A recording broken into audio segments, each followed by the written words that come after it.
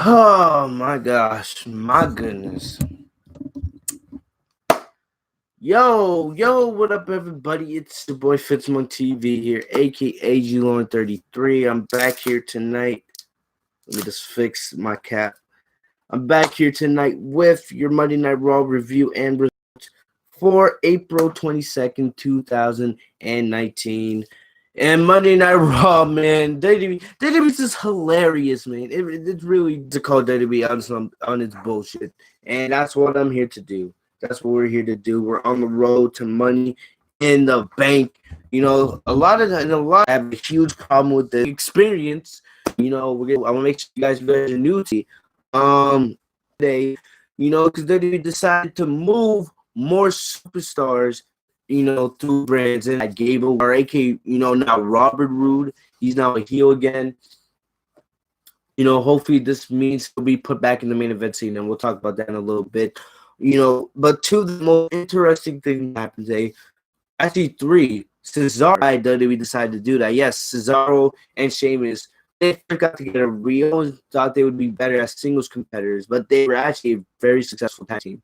I believe they had 4 tag team title reigns, and then for Cesaro, because we know how good of a performer he is. Sheamus is good too, but I think Cesaro is, a little bit better than Sheamus when it comes to, in-ring skills. And, with the whole, Cesaro thing, this could lead to him being in the main event scene on Monday Night Raw. I would definitely love to see that for Cesaro. He's definitely a main event talent, So, I don't just move, but, hopefully this means big things for Cesaro's in-ring career. To SmackDown Live. I'm mad about this at all because I've been saying Ricochet should be on brands. There's not much you can do with them as a tag. And then they move from that to SmackDown the next night. Maybe they're gonna continue with what's the point of that? That makes 0 sense in most regards. I don't know what they didn't repeat. And basically, this was announcing basically what's the plans for Seth Rollins' Universal title going further. And they wanted to build this as a new era. The new era of Monday Night Raw starts now. Now that they have, new superstars like the Viking Experience and, all this talent that got moved to Monday Night Raw, and AJ Styles being one of the biggest accusations in Monday Night Raw's history. And, all of it's overrated in my eyes. It doesn't mean that much, but, still, they, what they see what they did, they had all this come, made sense. For SmackDown, you were going to have 2 mid-card championships on the same brand. So Samoa Joe gets moved back over to Monday Night Raw. And, Samoa Joe comes out, then Rey Mysterio, then Drew McIntyre, then The Miz and AJ Styles. They all come out. And basically, all stick their claims to the Universal Championship. And, then there's a bunch of opponents for Seth Rollins, bunch of fresh matchups like Rey Mysterio, The Miz, definitely I wouldn't mind seeing that again. AJ Styles, the dream match, which we'll talk about a little bit later. They can always go down the Drew McIntyre route again. Drew and Seth have great chemistry together. Samoa Joe and Seth have had great matches together in the past. So there's definitely, there are opponents for Seth Rollins for the Universal Championship, But the first triple threat match was Styles, Mysterio, and I don't remember who. Let me check my notes. It was Styles, Mysterio, and Joe, I believe. Yes, it was. Styles hit the Styles class on Samoa Joe 1, 2, 3. So, that puts Styles into the main event for the evening, which was not really a surprise. Samoa Joe's the U.S. champion. But moving on, we had Niomi versus Billie Kay. I didn't care about this match at all. Billie Kay. I was off Sasha Banks and Billie for this crap. Billie Kay and Peyton Royce haven't won a match since WrestleMania. They haven't won a match since they won those Women's Tag Team Championships. A legit competition. I have no idea who they're building up, but I don't know. We don't know if Sasha Banks is going to come back. There's rumors. They're hoping she's going to come back for the Money in the Bank ladder match. I don't really know. I haven't made any videos on it because there's not a lot of news on it. We don't know what's going on with Sasha. I thought it was gonna be, maybe 2 weeks match. You know, this is her third straight Raw that we haven't seen her, so I have no. Maybe they have plans for her. I don't know. I don't know if she's coming back or not. All right. I just wish we would get some kind of indication. It's been a couple weeks at this point, but I have no idea what the Iconics are doing. The with every loss you face, I would claim more kick from Drew McIntyre. Baron Corbin comes out of nowhere, pushes Drew McIntyre out the ring, and gets 1, 2, 3. I don't really mind that because I didn't want to see. I did not want to see Styles versus Drew, AJ Styles versus Drew McIntyre take my money. Who wouldn't want to see that? So I didn't want to see that, especially with Styles just getting moved over to money. To give Frost an easy match at the Money in the Bank. I was hoping because yes, Baron Corbin wins, and this would lead to Styles versus Corbin in the main event later. Next up, Sami Zayn addressed the WWE Universe. This was great. This is about the third straight week we've seen Sami Zayn, just go off in the WWE Universe. I love what they're doing with his character right now. It's, gives me them Daniel Bryan type vibes with what they were doing with Daniel Bryan before he got injured and lost the WWE Championship. But I love what they're doing here. Love what they're doing here. Sami Zayn, he's taking this character all the way, and it has like a little dose of realism in it. Not entirely all real, but it has, little drops and little hints of realism here and there. I love what they're doing. It would be even better if he was Tyler or something like that. That would make this even more, He just every single crowd to just, actually feels this way, but definitely you could see, parts of it is real. And I look, Zayn it's becoming more unique and more creative and more fun to look forward to each and every week. Sami Zayn, in my opinion, right now, other than what Becky's doing, it's pretty garbage. The tag team division is best. Still, I love it. And that Raw, just this afternoon, and we don't really know why, but still, this was a decent match. Cedric Alexander, he can hang with the big boys, and I definitely, Alexander ever being a legit contender for like a Universal Championship, but I think he'll fit there nice and smoothly in the mid card division, challenging for United States Championships, Intercontinental Championships, etc., etc. He's also somebody you could put in like a Money in the Bank match, and he can make a splash. Next up, we had the Lucha House Party versus the Viking Raiders. All right, the Viking Raiders, they changed their name again. I don't understand why. I really don't.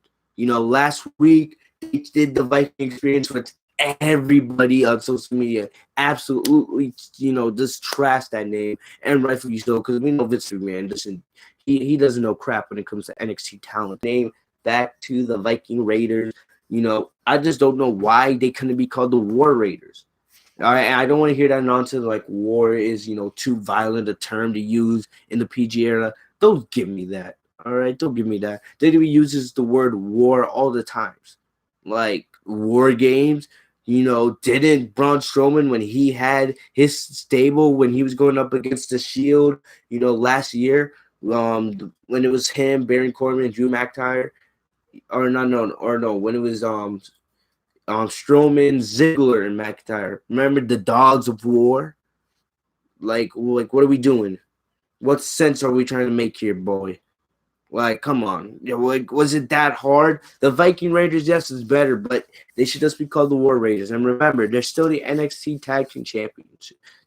So, like, what are we doing here? Like, I don't understand. I really don't.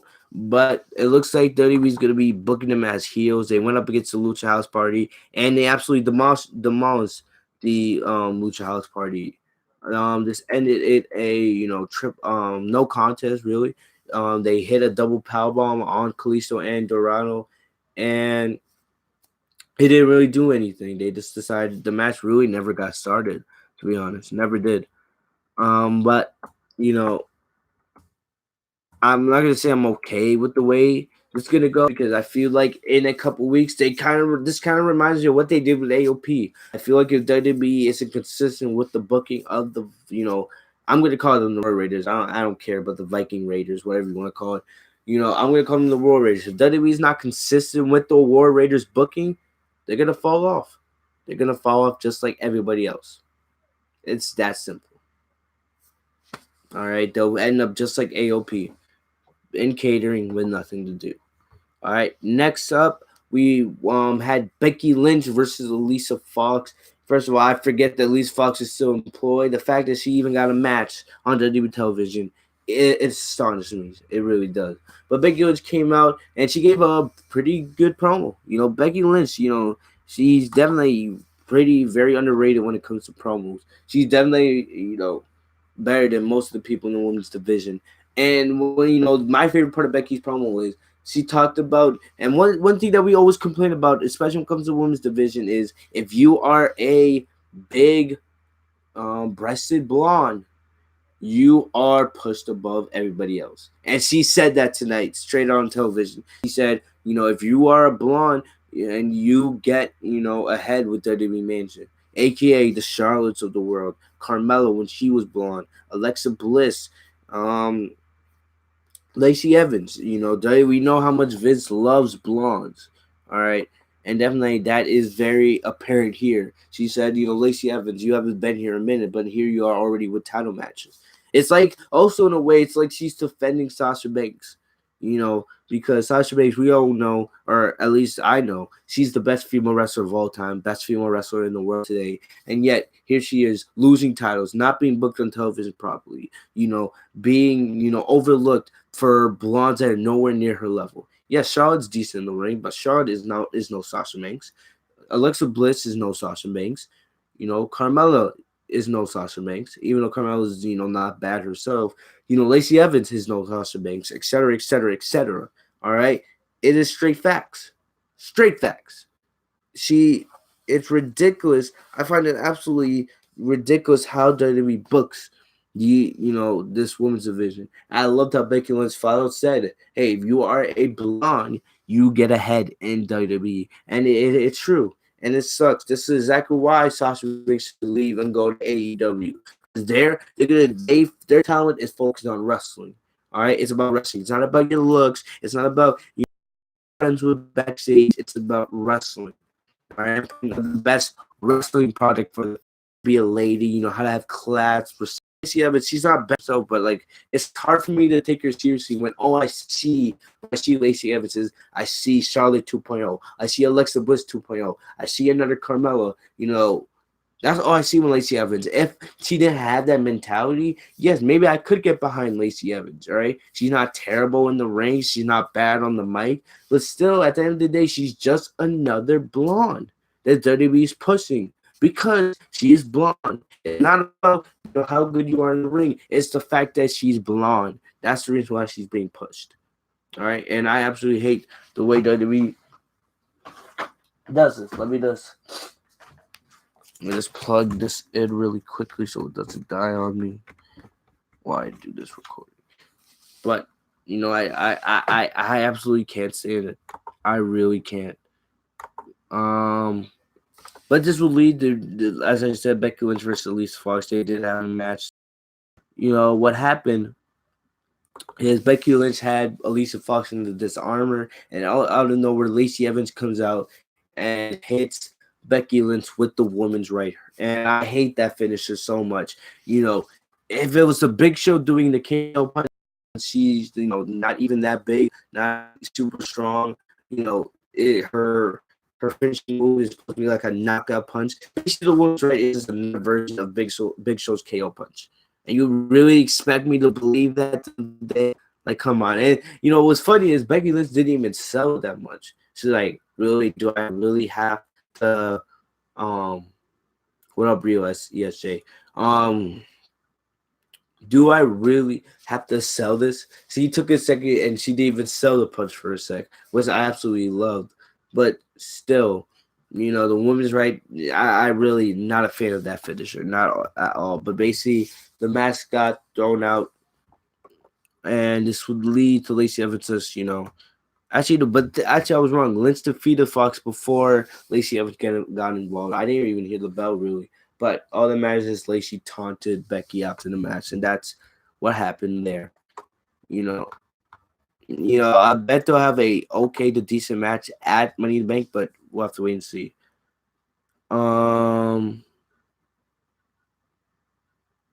Have you heard? Yes, I did hear about CM Punk being back.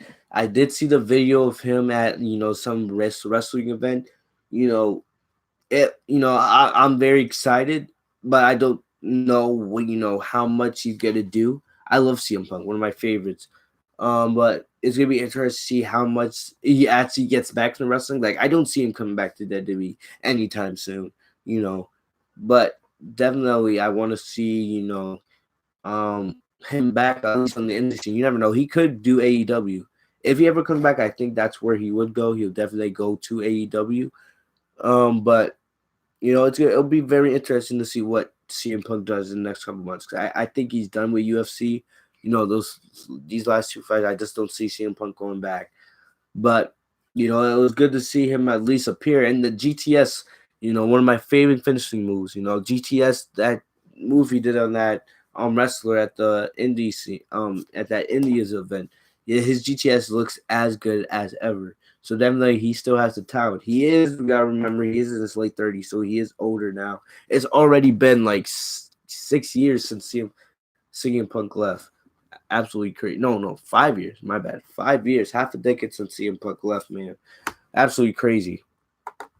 But also, next up, we had Ricochet versus Robert Roode. All right, Robert Roode on WWE YouTube page. They did an interview. Bobby Roode is now known as Robert Roode. He's doing a little bit of a transformation. It's still the same gimmick. All right, still the same gimmick. But instead he had like a shaved face with a nice 1980s looking mustache. Bobby Roode out here. It's gonna take me a while to Chad Gable being sent back to SmackDown Live, and this is good. This is great for Robert Roode because right, he's not fully NXT Roode, but you can see that he's slowly turning back into that NXT Bobby Roode.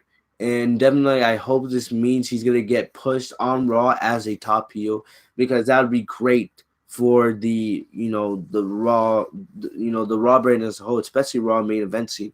I could definitely get invested in a heel Robert Roode going up against Seth Rollins. That would be a great feud right there. And this is the way Bobby should have been booked since he got put on NXT, brought up from NXT. He should have never been a face. They kept him as a face for the last 2 years, and now he's finally being booked as a heel. I hope this means big thing. I wish it had to come as Ricochet's expense because I love Ricochet, but still, it is what it is. And one quick note there, if you guys haven't been noticing, they've been adding more and more things to Ricochet's entrance. I heard Vince McMahon actually kind of likes Ricochet, but they've been adding more and more to his entrance each and every week, like more of these sound effects and these like shots and stuff. And I'm not a big fan of it. They should just keep Ricochet's entrance simple, like it was in NXT. You don't have to add other stuff. When you add stuff to Ricochet's entrance, it just brings it down a little bit for me personally. So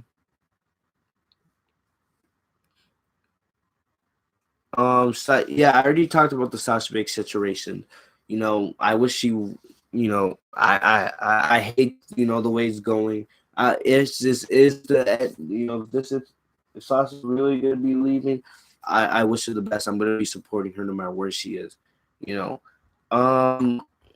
But yeah, Robert Roode, it makes sense. I wish her the best. I'm gonna be supporting her no matter where she is, But yeah, Robert Roode, it makes sense, especially Fly. Man, yeah, the last couple of weeks. And basically, this is Bray Wyatt. He is back on television with this whole Firefly Funhouse. And in a way, it's very, it has similarities to that of Blue's Clues. All right? Blue's Clues. He had the sweater. He had the whole thing is Bray Wyatt. He's now being reincarnated as a guy to, as a person he wants the children to look up to. And when he thinks about, his old persona as Bray Wyatt, that's the old him. He doesn't want to be this evil guy anymore. He wants somebody that the kids can, look up to for his motivation and inspiration, etc., etc. And, it was weird, very weird, but, right now, I'm not going to lie, it's kind of cool. It's something new. It's something we haven't seen on WWE television yet. Yes, it was ghetto as hell, but I want to see where they go with this new gimmick for Bray Wyatt. If it leads to this, pretty interesting. Pretty interesting. All right. But yeah, I actually like the Firefly Funhouse. He at the end he had like a chainsaw and he had like a cardboard cutout of the old Bray Wyatt and he cut it. And he also looks like he's lost a lot of weight. Hopefully, it works and we'll see where it goes. The main event, AJ Styles versus Baron Corbin, #1 contenders. AJ Lee. I would love to see AJ Lee back in the WWE. She definitely could come. Because we know CM Punk. I expect CM Punk to return to wrestling anytime soon. So, in respect to her husband, I don't see her going back to WWE right now. But hey, we'll have to wait and see. I love AJ. Maybe one day we'll get an AJ Lee Sasha Banks match. But for right now, I just don't see AJ coming back, especially when CM Punk is not going to come back to the WWE at the moment. But the main event, we had AJ Styles versus Baron Corbin for the Universal Championship #1 contenders match. And I thought Corbin would win via like Styles gets distracted from Drew McIntyre or somebody like that. No, Styles won the match with the phenomenal forearm, and this sets up Styles versus Rollins at Money in the Bank. And right now I might actually be at Money in the Bank. Money in the Bank will be in the area, so maybe I'll be at that match. This is a dream match. It's a dream feud. We've been wanting Styles versus Seth Rollins for a good 2 years now, and we're finally gonna get it. And I would love to see Styles become Universal Champion and beat Seth Rollins, but I just don't see that happening because Seth Rollins just won the Universal Championship, so it would look really bad on him, especially when he defeated Brock Lesnar. I expect Rollins to hold the Universal Championship for most of this year, at least up till SummerSlam. That's why I wanted them to do this match at SummerSlam. Of course, WWE would go and rush it and just do Styles and Rollins right away when Styles just got moved to Raw last week. But hey, we'll have to see where they go with it. I hope they don't turn Styles on heel because you don't need to go there. Just do baby. It's going to be a great match. It's going to be or Rollins been clean because I can't see Styles taking the Universal Championship, at least not right now. But still, for all we have for Monday Night Raw, it was trash. Or was it trash? It was, it wasn't terrible, but still, it's just not that good. It's not something you can get invested. Get out of here. I hope you guys enjoyed this video. All right, unless something happens, I'll be back with SmackDown Live review tomorrow night. Other than that, that's all I got.